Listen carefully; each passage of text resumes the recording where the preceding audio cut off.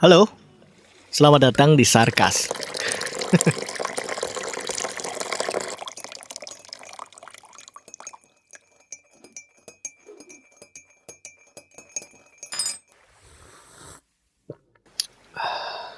Yup, finally, Sarkas come again, of course, with another episode, Dan kita ada di segmen Let's Talk. Kali ini aku akan mengangkat sebuah tema. Aku akan membicarakan mengenai Let's Talk kali ini akan membicarakan mengenai bagaimana cara menjadi ibu. Or I will talk about how to be Mahmud. Bagaimana menjadi mamah muda. Jadi aku akan menghadirkan narasumber. Dia adalah teman aku, sekaligus kakak juga. Dalam dulu kalau misalnya kamu ngikutin podcastku dari awal yang di introducing itu, yang pembukaan, di pembukaan itu aku ngomongin bahwasannya aku dulu pernah kerja atau nyambi istilahnya, bahasa Indonesianya itu kayak sampingan, yaitu jadi streamer di salah satu aplikasi. Nah, aku barengan dengan kakakku ini senior aku di streaming ini. Jadi dia juga salah satu gamer juga waktu dulu di salah satu aplikasi. Namanya Kak Hana, aku biasanya panggilnya Kak Hana. Nah, sekilas aja sebelum introducing sebelum aku akan menelpon dia. Jadi dia tuh dulu jadi streamer, setelah jadi streamer gamer ya.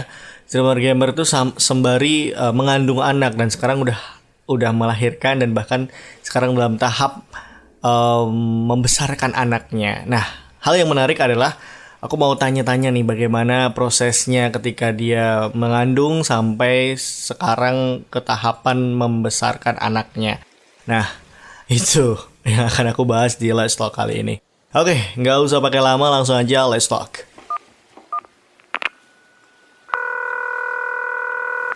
Halo Kak Hana. Hai. Gimana nih kabarnya nih, baik ya? Luar biasa. Luar biasa. Kan tadi aku sebelum nelpon Kak Hana nih, aku udah sedikit opening membahas mengenai Kak Hana dulunya. Dulu kan seorang gamer nih, sekarang udah menjadi seorang ibu. Apa sih perbedaannya? Ketika dulu kan kayak hamil sambil main game ya? Main game, iya. Sekarang masih bisa main game? Sekarang masih. Kalau anak udah tidur atau anak dititipin sama mama. Masih bisa. Tapi nggak sebanyak dulu. Dulu kan whole day, hampir setiap waktu ya, harian gitu kan. Sekarang enggak. Udah enggak ya? Gitu, iya. Dan by the way, setelah punya anak nih, kesibukannya apa sih? Maksudnya ada ngurus yang anak aja. Ngurus aja. Oke. Ngurus anak, karena kalau mau kerja juga bingung. Sekarang babysitter gitu kan, banyak pada pakai babysitter. Cuman banyak juga yang mengeluh dilema pakai babysitter karena ada kasus-kasus kayak kemarin yang viral itu coba ya. tidur, atau ada yang di kekerasan gitu kan. Jadi dilema, akhirnya nggak usah kerja deh. Uang bisa dicari gampang gitu kan. Maksudnya suami bisa memenuhi asa kita cukup ya, bisa cukup. Tapi kalau anak kan kita harus kasih perhatian. Kita aja sebagai orang tua kadang nggak sabar, apalagi orang lain yang nggak melahirkan gitu. Oh gitu. Dan by the way, ini anak pertama ya? Anak pertama di usia kakak yang belum sampai 25 ya? Belum? Atau udah? Udah sih 25 ya. 25 pas malah? 25. Oke. 25 ya. Kan ini banyak nih lagi hype juga di umur-umur seperti ini nih, kayak dikasih julukan mamah muda. Merasa seneng gak sih dengan julukan mamah muda gitu, atau kayak oh iya nih gue udah punya anak satu nih, ye gitu, atau ada yang merasa beda? Hah? Seru sih. Seru. Kayak beda aja ya kalau mamah muda gitu, kayak oh gue masih muda tapi gue udah punya anak gitu loh. Ada rencana buat nambah lagi mungkin? Waktu dekat sih enggak ya. Enggak ada waktu dekat. Tapi ini loh Kak, banyak yang berpikiran kayak misalnya ada yang mikir kalau enak ya kalau misalnya kita punya anak, misal ada yang ngomong kayak gitu, bisa ada kelucuannya, ada rasain kayak gini. Padahal aslinya itu gimana sih pengalaman sebenarnya ketika hamil? Hamil ya. Awal-awal sih karena hamil kan kita taunya oh punya anak lucu ya, enak nih, seru gitu, ada mainan baru. Mainan? Waktu hamil, iya serius dulu kan, iya ada mainan baru nih, kita lucu di rumah, ada anak kecil gitu kan, bayi. Awal-awal hamil sih dinikmatin, sempet kayak muntah-muntah sampai 8 minggu ya. 8 minggu, gila. Iya, jadi setiap masuk makan, semua apa yang dimasukin ke mulut itu pasti keluar lagi, nggak pakai hitungan jam. Jadi nggak lama ya keluar. Cuman untungnya aku orangnya doyan makan. Ada beberapa kasus yang habis muntah terus dia nggak mau masuk makan lagi sampai ada yang diopname atau masuk rumah sakit lah. Nah kebetulan aku nggak kayak gitu, jadi tetap masuk makan. Cuma ya itu makan muntah. Cuman sampai usia kehamilan itu dari 2 bulan ke 4 bulan, jadi berarti 8 minggu lah ya, kira-kira gitu. Dan itu juga di whisper gitu kan sama si anak, janji ya deal ya 8 minggu sampai 4 bulan aja, jadi kita 8 minggu. Dan itu berhasil. Itu whisper tuh ternyata berhasil. Jadi pas di usia 4 bulan emang stop, bener-bener nggak muntah lagi, jadi malah makin banyak makan tapi nggak muntah-muntah gitu. Jadi naik berat badannya makin naik kan.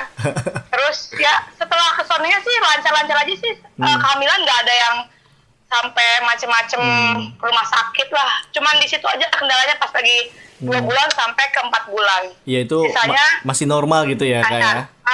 Normal. Sampai lahiran yang sebenarnya yang berat itu pas lahiran. Iya itu sih, aku mau tanya sih kayak gimana rasanya lahiran tuh kayak gimana coba. Masih nge-live aku kan, pas pembukaan 1 aku masih sempet nge-live tuh. Iya serius, wah sumpah. Iya.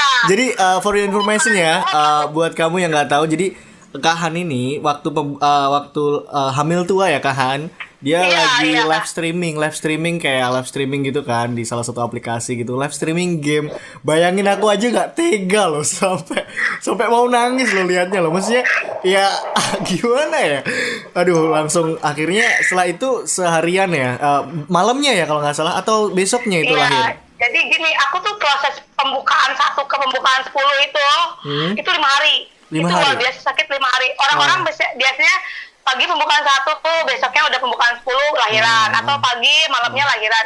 Aku tuh 5 hari yang itu udah 5 hari nahan sakit dari pembukaan 1 ke pembukaan 10 kan. Tapi ternyata di pembukaan 10 aku ada kendala. Udah di pembukaan 10 pembukaan sempurna, dan aku diinduksi itu kan tahu kan yang di tambah nyeri gitu loh pokoknya. Ternyata aku nggak bisa. Ternyata aku nggak bisa lahiran normal. Aku pinggulnya kecil, akhirnya tetap disesar. Oh, disesar. Itu perjuangan luar biasa di situ. Oh, jadi karena pinggulnya kecil, apa hubungannya Kak? Oh, itu ada hubungannya jadi, ya? Iya, ada. Jadi kalau mau lahiran tuh dicek pinggul dulu. Jadi jangan kayak aku nih, udah pembukaan 10, ngerasain sakit, diinduksi pula, ujung-ujungnya sesar-sesar juga. Tahu gitu kan di pembukaan 2 aja udah disesar. Oh iya juga. Nggak perlu nunggu waktu lama. Oh, berarti pinggul juga bisa mempengaruhi ya? Iya, emang. Oh, aku pikir cuman ya nggak tahu sih ya, karena aku cowok ya, apalagi belum tahu apapun. Oke, fine. Jadi trauma nggak sih dengan hal itu, peristiwa itu? Enggak. Tapi bener nggak ketika dengar suara bayi keluar itu rasa sakit dan segala macam tuh kayak sirna aja gitu? Lega banget sih. Sebenarnya aku ngerasain sakit kan sampai pembukaan 10 itu udah sakitnya luar biasa banget kan, sampai udah kelihatan kepalanya tuh udah kelihatan sebenarnya. Tapi nggak bisa dipakain, dan kebetulan udah diinduksi, aku kan jadi si bayi tuh udah ngajak keluar terus, sedangkan nggak bisa pinggul aku kan. Nah, malah aku merasa pas lagi disuntik di anestesi belakang pas mau disesar, di saat orang-orang bilang kalau disuntik anestesi sesar itu sakit, tapi karena aku sakitnya bukan main karena normal ini, jadi pas disuntik sesar aku nggak ngerasain apapun, malah aku merasa lega. Sakitnya hilang karena disuntik bius kan. Dan aku nggak ngerasain sakit pas di sesar, di blacknya tuh sama sekali nggak ngerasain karena ada bius. Tapi pasca lahirannya itu yang luar biasa. Bener-bener sakit, bener itu. Iya sih. Jadi mungkin itu yang membuat Kana jadi tadi bilang nggak dengan jangka yang dekat untuk mau nambah lagi ya. Tapi emang nggak boleh juga sama dokter. Oh, nggak boleh. Emang gimana tuh? Harus berapa? skip 2 tahun dulu sampai, jadi si lapisan kulit kan kita nggak tahu kan keringnya tiap orang beda-beda. Jadi untuk lebih aman itu skip minimal 2 tahun itu baru boleh punya anak lagi. Tapi kalau aku sih emang nggak berniat untuk dalam waktu dekat, karena ya sebenarnya lahiran hamil itu masih easy, tapi yang mulai ada banyak tekanannya itu setelah melahirkan sebenarnya. Kok bisa sih? Sebagai Mahmud apa nih yang membuat tekanan di era sekarang? Banyak yang udah tahu istilah namanya baby blues. Tahu. Ini yang ini kalau aku salah koreksi ya. Baby blues itu yang kalau misalnya punya anak tapi takut. Maksudnya takut nyentuh dia, takut gendong dia, mungkin bener nggak? Itu mungkin itu kayak akibatnya kali ya. Cuman kalau penyebabnya itu kan kayak kita belum siap. Aku kayak dengan kehidupanku sehari-hari biasa dulu bisa nge-live, streaming, aku biasa bisa main kapanpun aku mau, gitu kan. Walaupun aku hamil, aku masih bisa nonton ke bioskop pulang jam 12 malam atau jam 11 malam. Pas melahirkan, orang tua mamaku tuh nggak ngizinin aku untuk 40 hari nggak boleh keluar rumah. Itu aku stres banget. Belum lagi pasca melahirkan tuh harus menyusui. Gitu. Sedangkan anak aku nggak mau menyusui gitu kan. Kenapa nggak mau? Langsung maksudnya nggak mau. Jadi dia udah terbiasa saat di rumah sakit pakai botol. Tapi ini ya pakai asinya ke Ana tapi ya. Saat di rumah sakit asiku belum keluar. Jadi belum keluar. Karena terbiasa pakai botol, di rumah asiku setelah 3 hari baru aku minum vitamin, baru ada asi. Saat aku mau kasih dia udah nggak mau. Dia maunya pakai botol. Gitu. Jadi ya lumayan stres juga sih aku. Emang agak depresi saat 2 minggu. Jadi setelah 2 minggu di rumah, aku depresi ya kayak baby blues itu. Sebentar-sebentar nangis, tanpa ada sebab nangis. Gitu. Nonton TV nangis, megang anak, kalau anak nangis aku kayaknya, aduh aku nggak mau megang dulu deh gitu, please. Cuman karena berhubung di rumah aku nggak ada orang lagi kan, aku sendirian. Ya mau nggak mau kan aku nggak harus megang dia gitu. Walaupun hati tuh kadang megang dia, tapi hati tuh aduh ya ampun, gue tuh capek gitu karena awal-awal kan belum terbiasa belum terbiasa punya anak gitu. Tapi lama-kelamaan suami pun mendukung, terus bilang juga ke orang tua, izinin keluar dong gitu. Kita keluar, akhirnya aku bisa keluar sebelum 40 hari tuh aku bisa nonton, aku bisa di luar gitu kan. Enak banget tuh. Seneng banget tuh.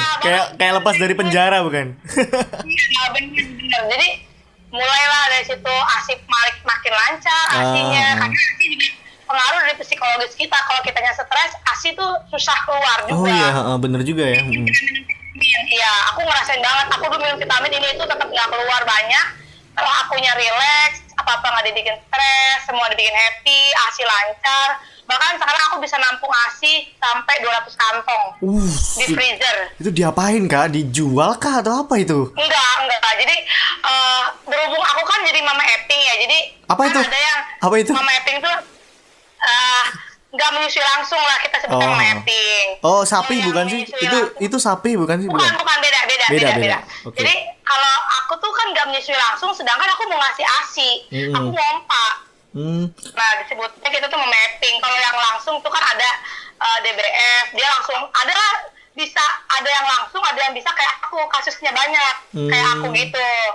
Jadi anaknya nggak mau. Nah kalau aku kasusnya kayak aku, orang-orang zaman dulu pasti bilangnya gini, kenapa nggak menyusuin langsung, nanti asinya kering loh gitu kan.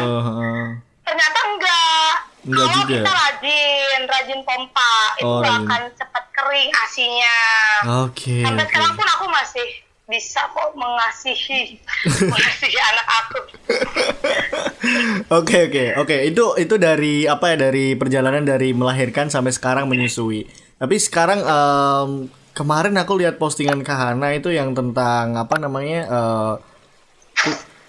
kupingnya si Ben ya. Tapi sebelum masuk ke situ, ini mau ngasih penjelasan kalau Kahana memang nggak pakai babysitter ya? Enggak. Ini berarti jadi Kahana ini nggak ada yang bantu, maksudnya ngebantu dalam hal kayak perawatan seperti orang-orang pada awalnya gitu kan ya?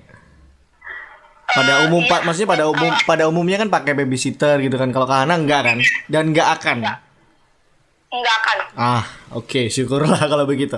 Oke, lanjut yang tadi Kak, itu gimana ceritanya kok bisa telinganya si Ben ini ada hewannya? Jadi halo. Halo. Jadi awalnya itu Ben tuh kan suka aku bawa di toko sini kan, sedangkan kadang kalau digendong terus kan kita capek. Aku kadang suka kalau di bawah, ada di kasur lantai juga gitu di tokonya. Kadang aku tidurin di situ. Mungkin aku saat naruh dia, aku nggak ngecek, aku sambil ngerjain beres-beres yang lain kayak nyuci apa segala macam. Nah anaknya ini tuh tipe anaknya nggak pernah komplain, nggak nangis, nggak rewel, jadi masih happy aja.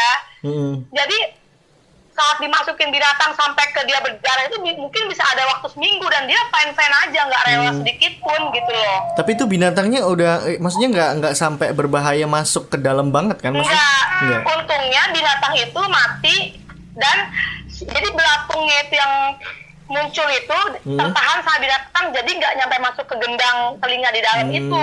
Syukurlah sih. Iya. Itu gimana tuh? Kan? Kayak gimana Kak waktu itu pertama tahu apa? Maksudnya Kak Ana tuh apa nggak stres atau maksudnya bener-bener takut, parno dan segala macam campur? Awalnya sih aku masih biasa-biasa. Emang aku orangnya agak kecuek ya, jadi nggak yang terlalu yang panik banget, karena kalau terlalu panik banget juga kan nggak boleh. Nggak boleh. Jadi awalnya itu tanggal 6 dia tuh memang rewel. Aku pikir Wonder Week. Dilihat jadwal Wonder Week ya, bukan jadwal Wonder Week dia nih tapi. Wonder Week itu apa Kak? Wonder Week itu kayak kalau orang zaman dulu tuh rewel mau pinter. Cuman kalau sekarang kita bilang Wonder Week. Nah, istilah baru ya Wonder Week. Jadwalnya iya. Bukan, akhirnya aku gendong, tapi seharian memang dari siang ke sore itu aja dia nangis ya, pengen dipeluk gitu kan, nempel. Aku bilang ya udah nggak apa-apa, mungkin dia lagi rewel aja. Nah sorenya aku bilang ke mamaku kan, aku capek, tolong bisa tunggu jagain nggak? Aku bilang gitu. Oh nggak apa-apa, ya udah, mama aku yang jagain dong. Nah ternyata jam 1 malam itu dia nangis sambil keluar darah. Gitu, mulai ngerasain sakit kali ya. Iya mungkin mau dibawa ke klinik, cuman aku bilang jangan ke klinik deh.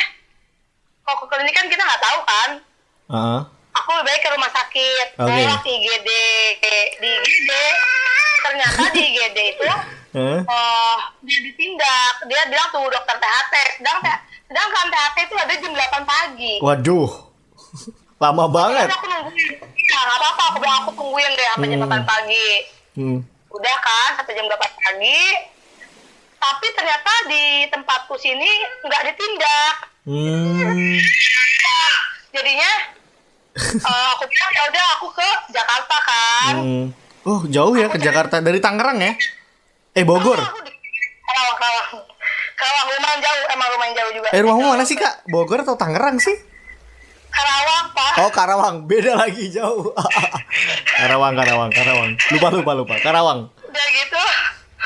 Udah gitu, aku bawa ke tempat emang khusus THT dan profesornya pun emang THT kan. Jadi aku mikirnya aku mau yang bagus sekalian supaya nggak keluar uang 2 kali, karena aku jadi keluar uang 2 kali juga di sini kan, di sini juga di sana juga. Akhirnya aku cari yang bagusnya lah biar sekalian. Dan ternyata memang kasus ini langka. Langka. Iya. Terakhir itu 2007 kalau nggak salah baca itu. Dan biasanya adanya terjadi di India. Oke. Nah, itu karena memang ada hewan yang masuk kan ya? Hewan yang masuk, iya. Bukan karena yang lain-lain kan? Mengundang. Mengundang lalat. Kan hewan itu mati kan? Jadi ada 2 pilihan, antara dia mengundang lalat terus lalatnya mati, nempelin larva. Larva. Atau si binatang itu ternyata mati mengeluarkan larva. Iya gitu juga sih. Waduh, tapi sekarang ini ya udah baikan ya? Udah. Umurnya berapa Ben? Aku 8 bulan. Nama lengkapnya Ben siapa? Benjamin Gevaria. Waduh, Benjamin. Mantap kali. Benjamin. Ini umurnya berapa tadi? 8 bulan. 8 bulan. Mau diinin nggak Kak? Maksudnya ada rencana buat dia masuk playgroup kah atau apa kah? Nggak? Enggak. Aku tipe orang tua yang bakal menyekolahkan anakku nanti saat 5 tahun. Aku mau ngabisin waktu di rumah sama dia, jadi belajar di rumah. Karena kan aku nggak kerja, jadi ngapain juga di Oh iya juga sih. playgroup-in kecil-kecil kan. Bener. Kalau aku baca-baca tentang psikologi juga, di parenting juga kan.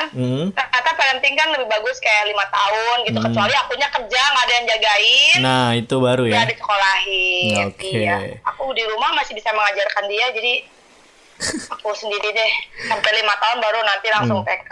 Jadi Mahmud seru nggak selama ini? Seru-seru stres sih sebenarnya ya.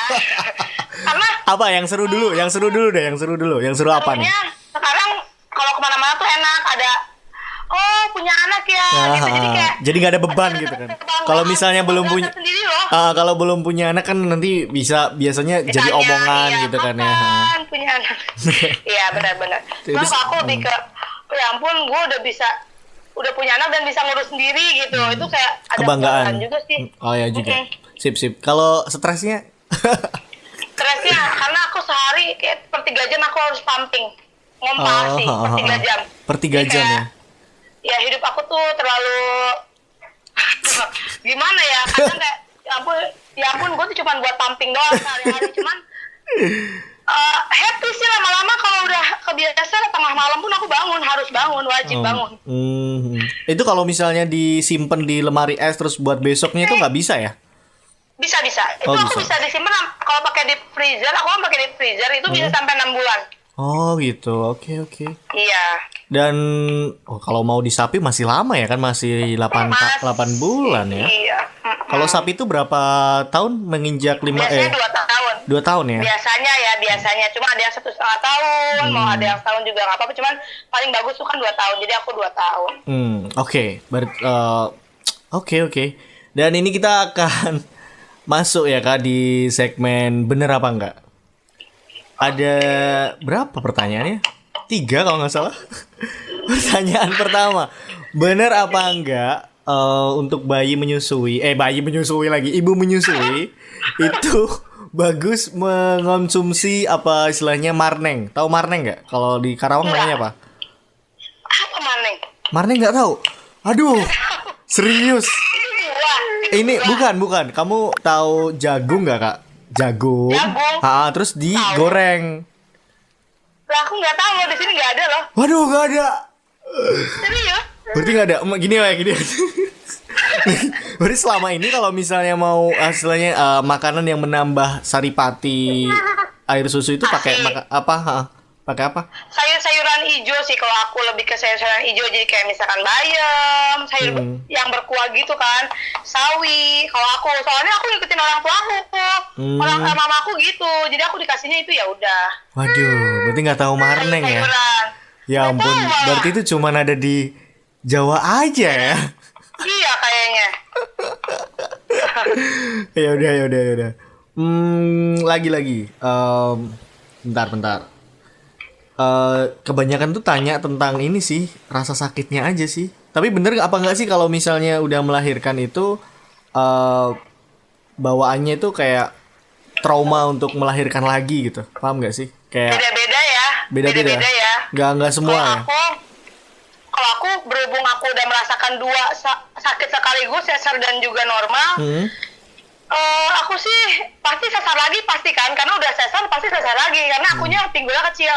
Jadi aku sih nggak trauma pas melahirkannya, tapi setelah melahirkannya aku mungkin bikin aku mikir-mikir. Jadi kalau malah mikirnya setelah melahirkannya ya, bukan waktu melahirkannya. Oke. Tapi nggak ini ya, apa namanya? Gini. Ini pertanyaan selanjutnya nih. Bener apa enggak kalau misalnya hamil itu harus ngidam? Enggak juga sih, aku nggak ada ngidam. Nggak ngidam. Berarti ini ada pertanyaan dari pertanyaan itu, bener apa enggak kalau misalnya kepinginan kita ketika lagi hamil nggak keturutan, anak kita jadi ngileran atau ngecesan? Kalau ngiler itu ya semua bayi pasti ngiler. Karena aku semua dimakan, durian dimakan, nangka dimakan, yang dulu orang bilang nggak boleh tapi aku makan, tapi anak aku tetap ngiler kalau mau numbuh gigi. Kalau mau nurutin omongan orang ya, berarti banyak yang nggak bener ya. Mitos sih sebenarnya kayaknya. Mitos.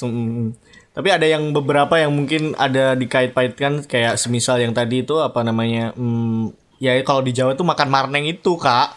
Makanya aku mau tanya sama Kak Ana, ternyata Kak Ana nggak tahu marneng. Aduh.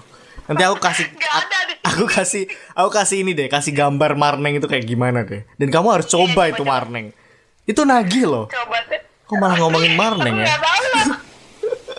Ya udah nggak apa-apa, Kak. Coba nanti aku tanya di komunitas ibu-ibuku ya. Aku Siap. ada komunitas ibu-ibu soalnya. Itu penting nggak sih kalau misalnya ikut komunitas ibu-ibu gitu? Penting sekali. Apalagi untuk di umur yang kayak kita ya. dengan- Iya, jadi aku itu komunitas ibu-ibu yang sama-sama pejuang ASI kan. Jadi kita sama-sama saling support. Ada yang bekerja, ada yang nggak bekerja juga.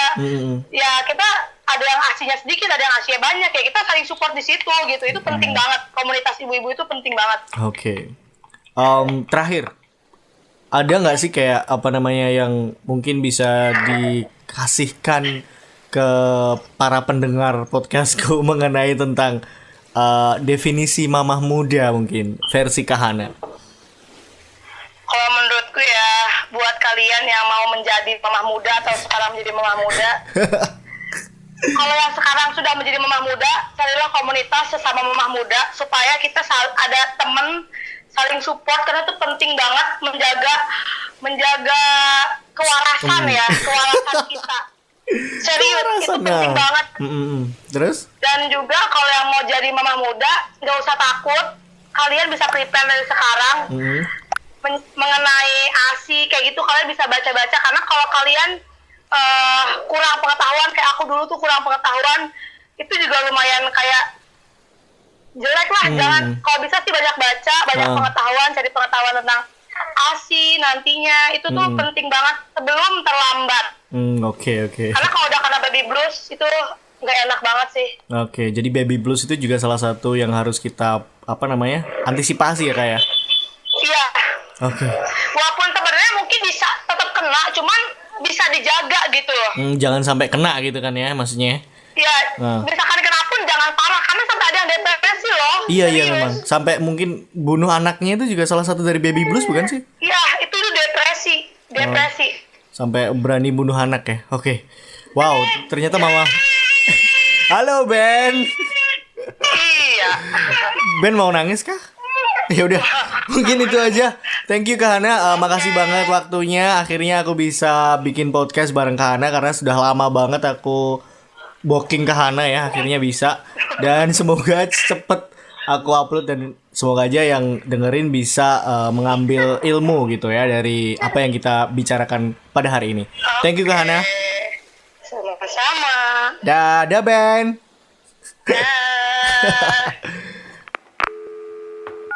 Itu tadi adalah segmen Let's Talk kali ini, membahas mengenai bagaimana menjadi Mahmud, how to be a Mahmud, mamah muda.